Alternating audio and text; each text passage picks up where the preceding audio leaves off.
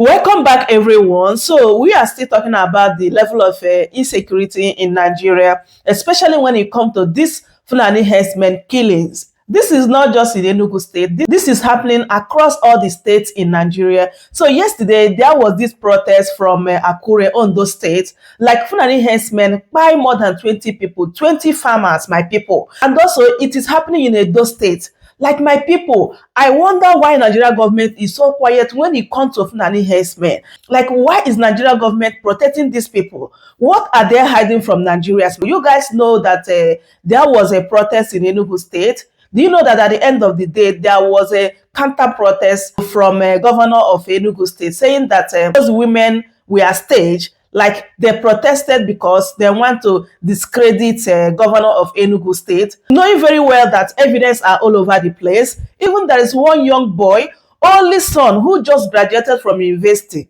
This Fulani herdsmen by that boy, and the mother is now childless. And the governor of Enugu State is saying that the women were protesting because they want to discredit his government. So thank God that at the end of the day, Nigerian mainstream media are not talking about it, because this particular Fulani herdsmen killings is under report because they are not talking about it. Why Nigerians are dying because of Fulani herdsmen? So in this particular video, you're going to hear everything they said concerning this matter, as well as what happened yesterday as Senator Natasha was in UN reporting, this case between her and the Senate president. That was a bold step that she took, because at the end of the day, you guys remember her last statement in the Senate that this injustice will not be sustained, and she's working towards that. So they are now waiting for Akpabio to come and tell them his own side of story as well. So in this particular video, all this will be discussed, and also this trending news about Odumeje saying that he's going to contest come 2027, that he wants to become Nigeria president. Like, we need young people to not this old cargo. So this has been trending, and a lot of people are kind of supporting him, that they're going to support him come 2027. I don't know what you think. So let's just take a look and hear everything they discuss in this particular video concerning what is trending in Nigeria. Beginning what's trending on a sad note. Residents of several communities in Ondo, Benue, Nasarawa, and Edo states are reeling from deadly attacks by suspected armed herders, sparking widespread outrage and protests. Reports indicate that a total of 30 people were reportedly killed in a series of attacks across the three states, with communities calling for urgent government intervention.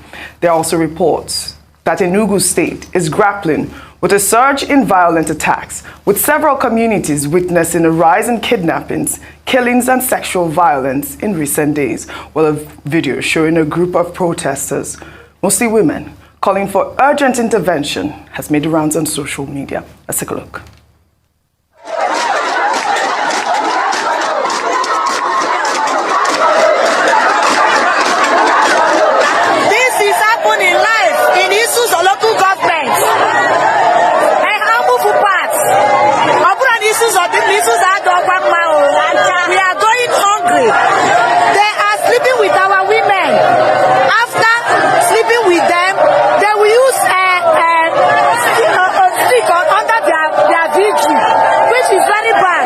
No movements, no transaction, no bike, nobody should go anywhere. Rescue a harmful land. Rescue a harmful land. They are chatting and going where you go. Most of them are millionaires in their homes, in settlements, but they have been chased away. They have chased away. They left their homes. Their house have been burnt. They left their home. Their husbands have been killed. Their sons have been killed. So many groups are coming. Well, these are videos that we have seen circulating on social media. I've reached out to the Enugu State government to discuss this topic, and we do have our reporter on ground who's going to compile a report on the killings or reported killings. But there are also conversations around whether or not these are sponsored killings, especially in Enugu State. Well, here is a video of some Enugu residents accusing certain individuals referred to as criminal agitators and failed political elements of orchestrating smear campaigns against the Enugu State Governor, Peter Mba. We are this is a local government area of Enugu State. We are here with Governor Kitamba and the government of for some people to continue to sabotage the effort of the state. The protest is a solidarity protest. The people of Iyamos who came out in their numbers on solidarity protest. I'm commending Governor Kitamba for providing security for them. These people here you are seeing are saying that the initial protest by some group of women was a politically and sponsored protest. Well, as you can see, Jimmy, it does appear they're really in the marketplace and talking about this issue being a sponsored protest. They also say the governor deployed significant security forces, including over 150 soldiers and hundreds of police officers to address the security concerns. But, you know, these unnamed criminal elements have opposed the efforts of the Enugu state government. But I started off also, Rufai, with all of the killings that have been reported in those 3 states that I mentioned earlier, especially the Herdsm clashes as well. So the insecurity is fast increasing in Nigeria, and that's why it was very apt you brought this conversation on, because we're just talking to an expert on the matter, and I did ask the question, what if cases are underreported? And I think largely, the problem is they're underreported. So even the 6th position on the terrorism index, we might be way worse than that. And I'll give you some instances. Okay. So this has never made it to the mainstream media. I think I posted this on my page. Somebody said, Uboha is seriously under siege. Killing, raping, kidnapping, and all of that. Uromi Uboha Road has become a no-go area. Daily occurrence this is in Enugu? No. Uboha is where? This is Eson Southeast in Edo State. In Edo State, okay. Enugu, that used to be a peaceful place before. All of a sudden, you're seeing a lot of killings. Look at the SWAT across 3 states. They said 30 people died. Right. If you independently verify the number, they might be more than the 30. So there's a massive level of underreporting across board as regards the insecurity situation in the country. The question is, what can be done? Is it the Southeast we are talking about? Daily occurrences, you know, of killings and the likes in parts of the Southeast and many parts of the country. The country is still largely under siege. No matter how much they try as much as possible to paint the narrative that things are getting better, things are not getting better. What I just think is happening is there's been a massive level of underreporting. They are giving kudos to the governor in Enugu State, but the governor cannot do it alone. We need more boots on the ground. We need more intelligence. We need to be able to bring these perpetrators to book. We also need to be able to capture the weapons we have in the hands of non-state actors. There's a massive level of weapon, proliferation in the hands of non-state actors. There's also a massive level of local production of most of these weapons that are being used. So apart from the Kalashnikovs of this world and all of that are imported weapons, there's also massive, industry. The other day they arrested some people out of Jos that they were producing local weapons, and most of this is also being used in all these attacks. So we need to drill down to the system. So it takes an all-of-government approach. Right. The government, the state, even the local government, even vigilantes and all of that, because Nigeria is massively under siege. And I also believe strongly that, save for social media, Oji, cases like this will not make it to mainstream. So also, social media has its own harms, its own downsides, its own harmful effect, but it's also been able to throw light on many things that are happening as disputes, as insecurity in other areas like this. All right. Well, Dr. Bat, okay, quickly. I know that, there's also protests in Ondo State. Women took to the streets as well. Really quickly. I just wanted to restate the basic principles, and it is as follows. Every Nigerian absolutely has the right to life under Section 33 of the 1999 Constitution. In other words, nobody's life should just be terminated unnecessarily, even when that has not been pronounced upon by a court of law on account of having committed a crime. Section 34 of the same Constitution talks about the right to human dignity. People staying in their homes and being attacked either by herders or criminal elements or by terrorists will seem to amount to a violation of these fundamental human rights. And it is the responsibility of government, either at the federal or the local or state level, to ensure that people can sleep peacefully with their 2 eyes closed. In many parts of Nigeria now, people cannot sleep with their 2 eyes closed.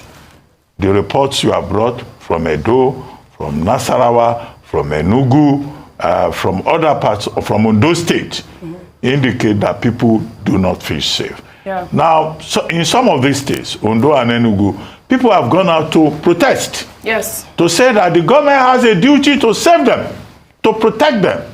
After all, Section 14, sub 2B of the same 1999 Constitution says that the security and welfare of the people shall be the primary responsibility of government. Shall.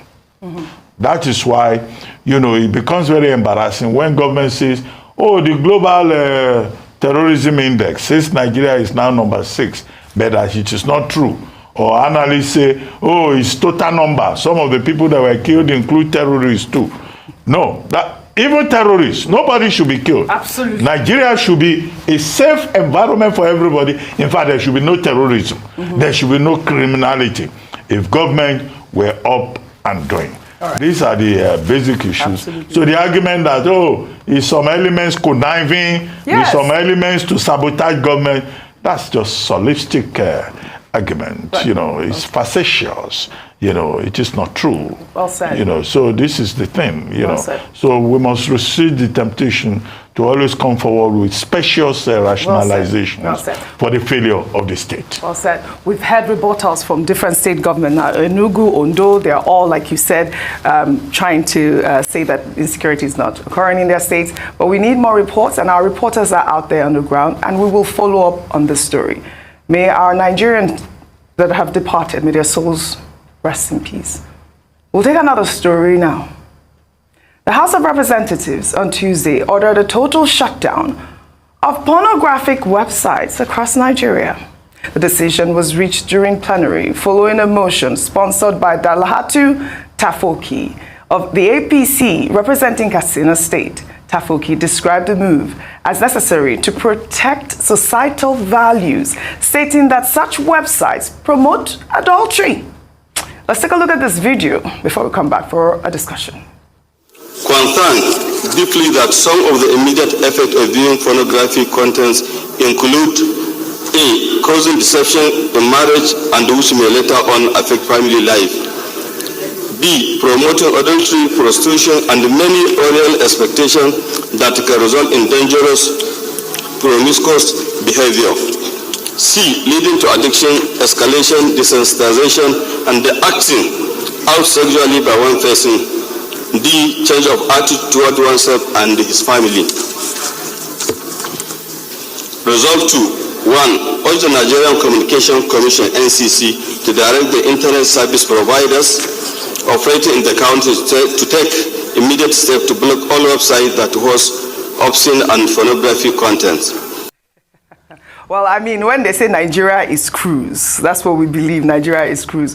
Banning pornographic websites, a huge discussion at this moment. You know, I don't know how this will pass, because obviously it's bordering on fundamental human rights. Well, the lawmakers also directed the Nigerian Communications Commission to enforce the immediate ban, instructing internet providers to block access under the new directive. I mean, is this what we should be talking about? I mean, there are issues of sexual violence and all of that. We're seeing these sort of reporting. Even just recently, we talked about, you know, those states that have reported sexual violence. And here we have it. Yeah.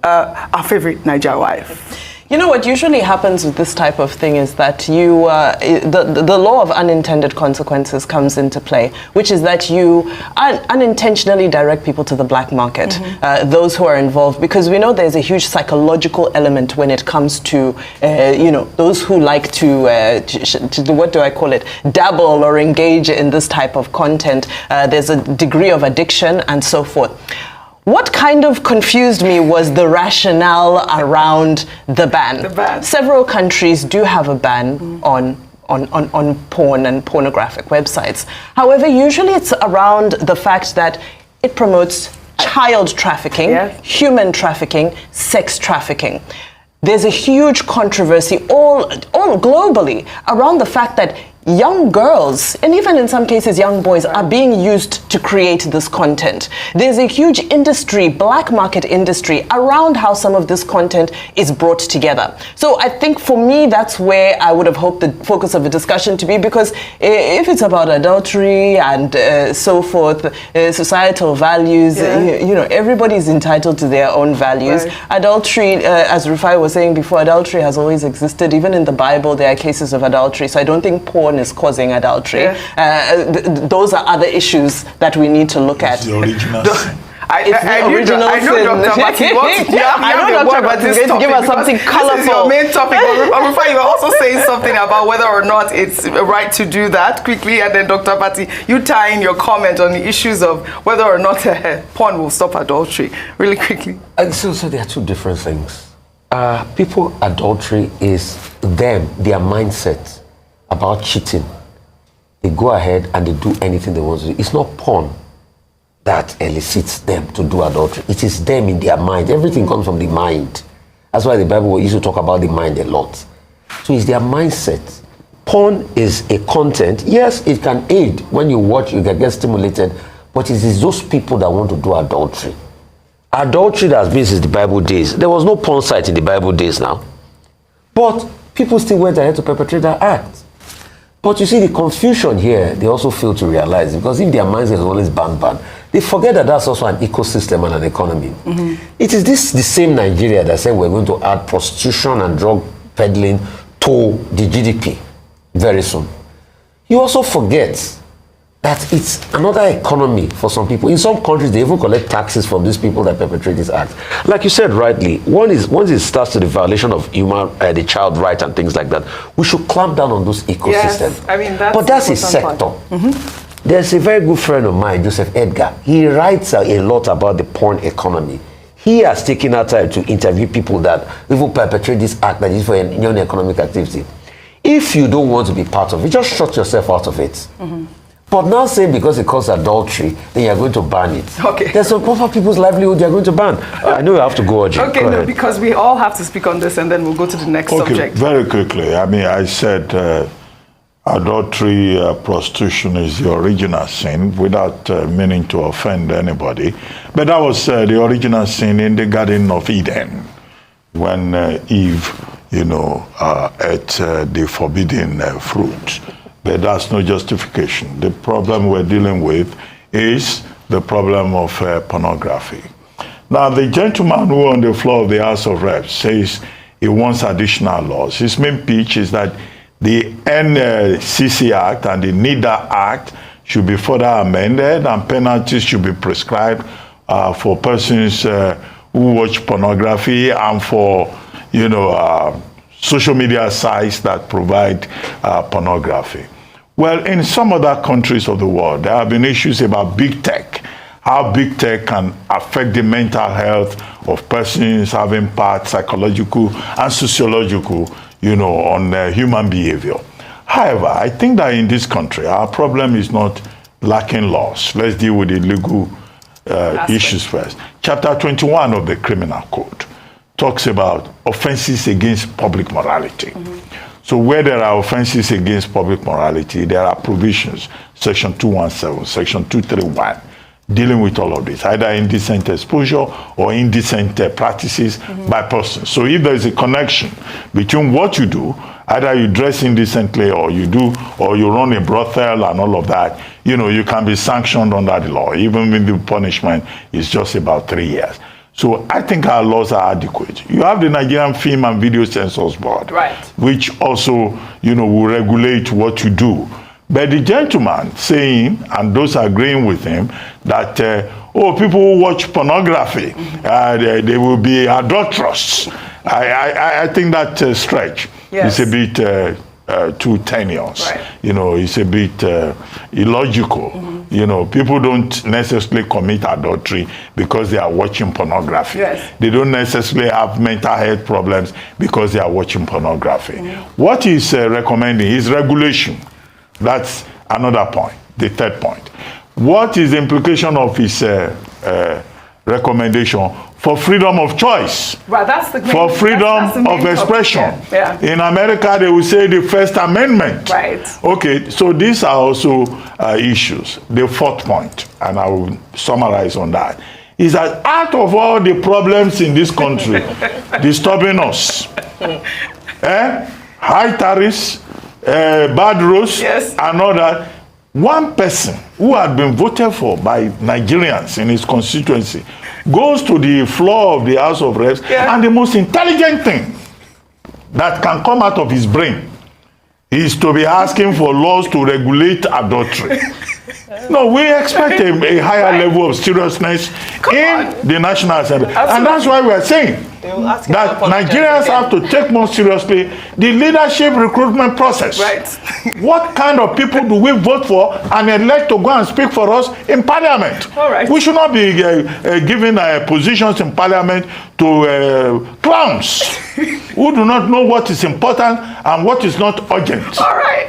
Well said, Dr. This kind of legislation cannot be an issue of urgent national importance. They should step it down and focus on more serious business. Especially from this man who is from Katsina State, the issues of insecurity, sexual violence, and all of that. I mean, this really isn't what we should be focusing on at this point. I actually do agree with you, Dr. Abati. Well, all right. We'll take another story now.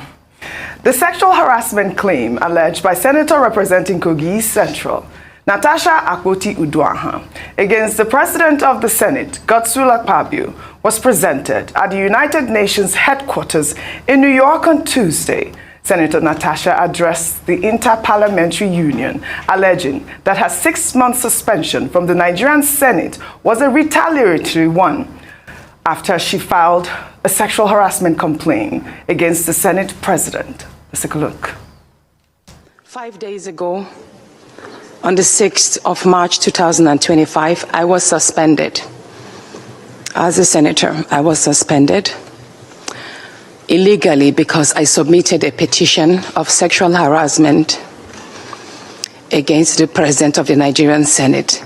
And for 6 months, I'm not to introduce myself or present myself as a senator locally in Nigeria or internationally. That means I'm here illegally. But I had no other place to go but to come here and speak to you women, because this is a bigger picture.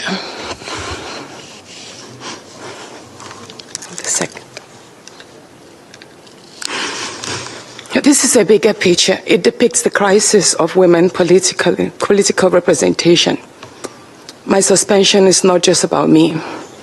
It's about the systemic exclusion of women from political leadership in Nigeria. This is a clear case of political victimization, punishment for speaking out against impunity, corruption, and gender-based violence. The United Nations Declaration 48-104 declares sexual harassment as a form of gender violence. The Senate's actions are an assault on democracy. I was elected by my constituents to represent them. Yet a few powerful men have unilaterally decided to silence their voices by suspending me for 6 months. My call for an open and transparent investigation into harassment allegations have been met with hostility instead of accountability. If a female senator can be treated this way in the full view of the world, imagine what ordinary Nigerian women will go through every day in workplaces, in universities, and other aspects of our society. Well, this video has since gone viral. Well, in response, IPU President Tulia Axin acknowledged Akpoti-Uduaghan's concerns and assured a thorough investigation. The matter that was raised by our colleague from Nigeria, Senator Natasha, and because all of us heard what she said, and it only serves us better if I put a word in what she has said. So I would like to say we have heard her concerns, and having heard her, it would have been an opportunity for all of us to understand more about what she has said. But because we listened only on her side. As an institution, as IPU, we will be taking the concerns that have been raised, not only taking her side, but also giving a chance to listen to the other side, as it is a custom for IPU. And after having listened to the other side, we will take steps as necessary. So I thought it was necessary for us to say a word about it and then be able to take it further. Well, it is quite refreshing, Dr. Bati, to hear that there will be fair hearing given to this matter that was presented at the United Nations. But before we discuss, I'd like for us to go through a timeline of the incident that occurred and how it happened.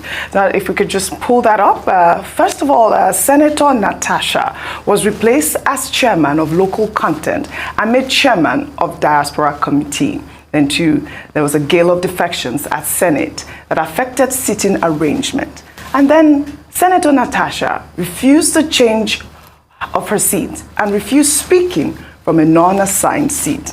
5, Senator Natasha stands on Order 10, right of privileges, to counter the order stipulating she can only speak from an assigned seat.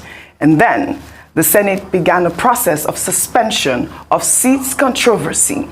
After that incident, Senator Natasha grants Arise an interview and alleged sexual harassment that happened here on Arise TV. And after that, we saw that Akpabio's wife filed a defamation suit against Senator Natasha. That went viral as well. And then Natasha files a suit restraining the Ethics Committee from investigating her. And then Senator Natasha submitted a petition for sexual harassment at the Senate. That sexual harassment petition was rejected because it was signed by her. Natasha subsequently resubmitted an amended sexual harassment claim, which was accepted at the floor of the Senate. And after that incident, Senator Natasha was suspended by the Senate for misconduct.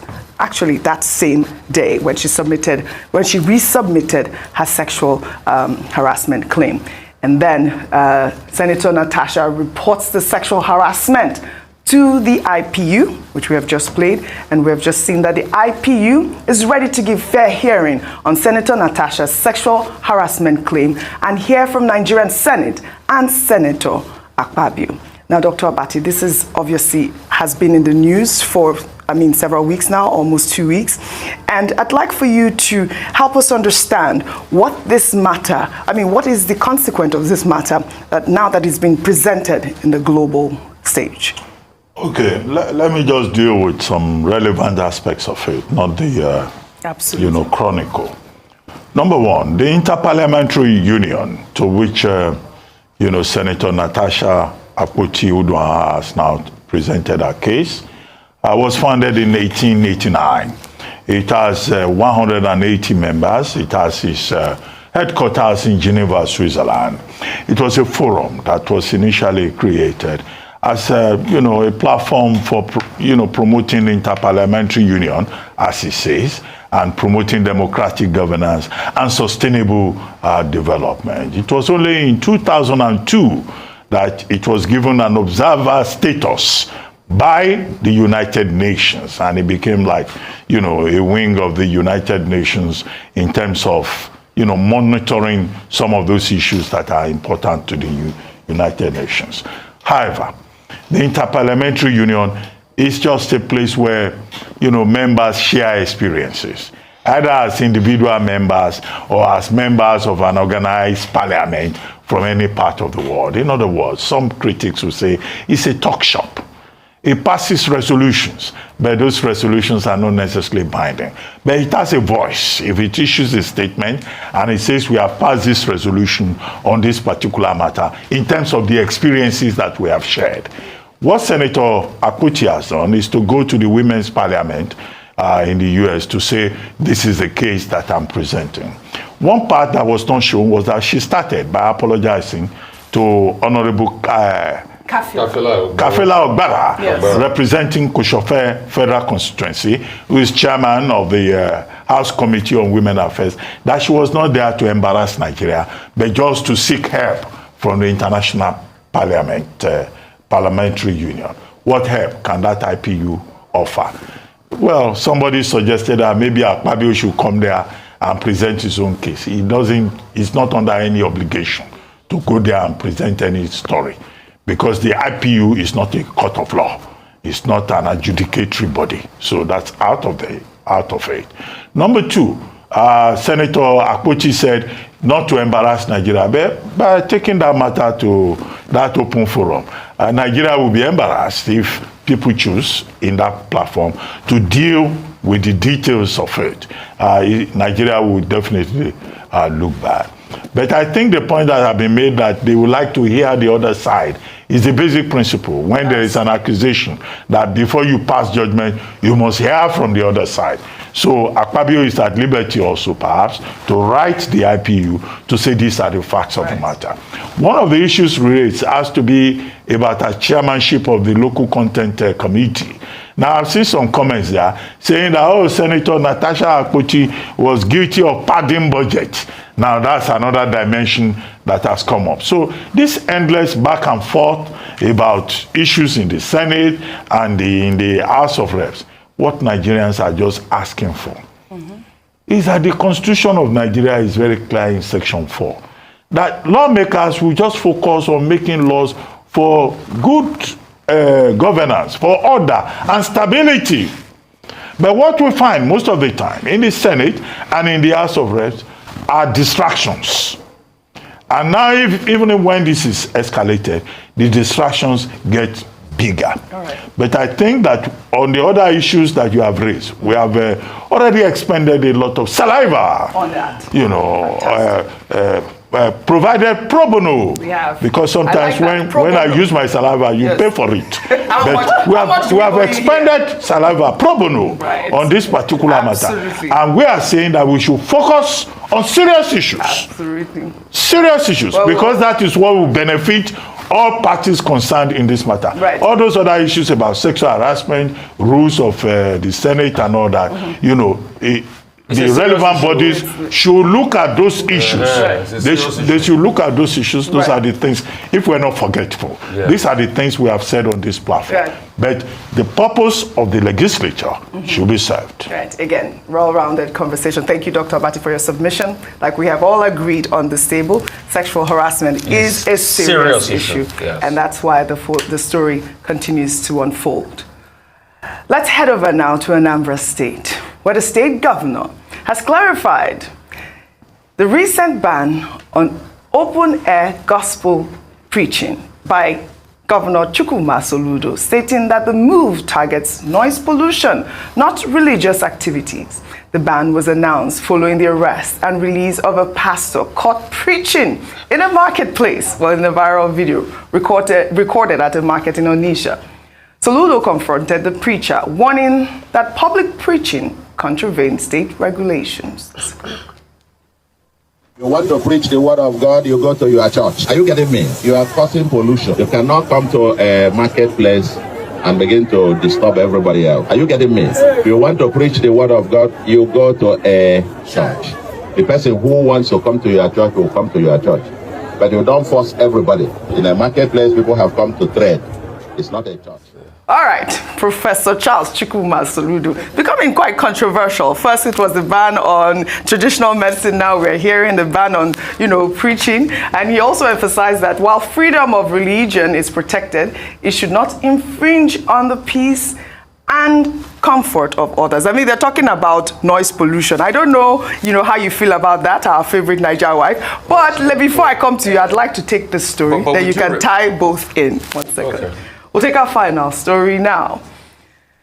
Chukwuemeka Ohanemere, the controversial Onitsha-based cleric, better known as Odumeje, has declared his intention to run for president. In a viral video recorded at his church in Anambra State over the weekend, Odumeje said that if he was elected president, he would provide Nigerians with a modern and digital life. Let's take a look. We need a young leader in this country. And I think I'm coming out.